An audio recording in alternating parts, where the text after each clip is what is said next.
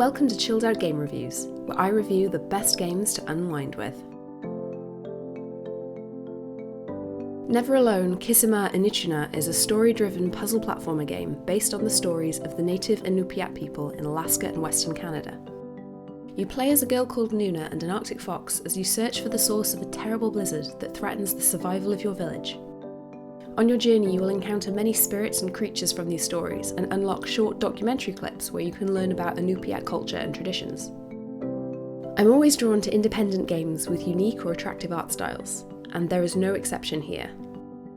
Never Alone is beautiful to look at. I love the use of traditional native art for the cutscenes, and the 3D character models in the gameplay are great. I mean, just look how cute this fox is.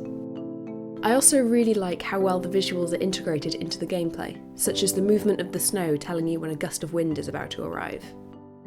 Although this is described as a puzzle platformer game, the actual gameplay is secondary to the storytelling and educating about the Iñupiat people. As such, the level design feels a little uninspired at times, and sometimes feels like a task you have to get through to hear more of the story. The movement of the characters is quite heavy and they carry a lot of momentum, which can make some of the more complex platforming sections frustrating.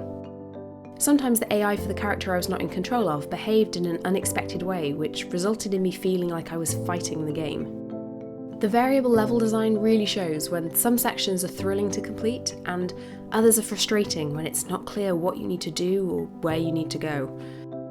The challenge of the game really increases towards the final stages, as you might expect.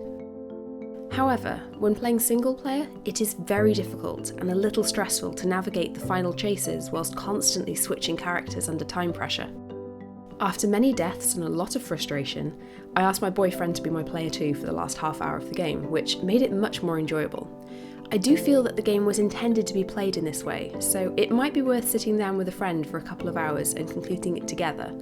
However, the earlier stages might be a bit too simple with someone controlling each of the characters. I enjoyed playing Never Alone. The story was compelling and I enjoyed the challenge some of the later platforming gave me. However, it did have many moments of frustration due to minor glitches or sudden increases in difficulty. This was improved by switching to 2-player, but even then I couldn't describe it as a truly relaxing experience. As such, I highly recommend playing Never Alone, but I cannot give it the chilled out seal of approval. Thank you so much for watching. If you enjoyed this review, then please take a look at the other videos in this series.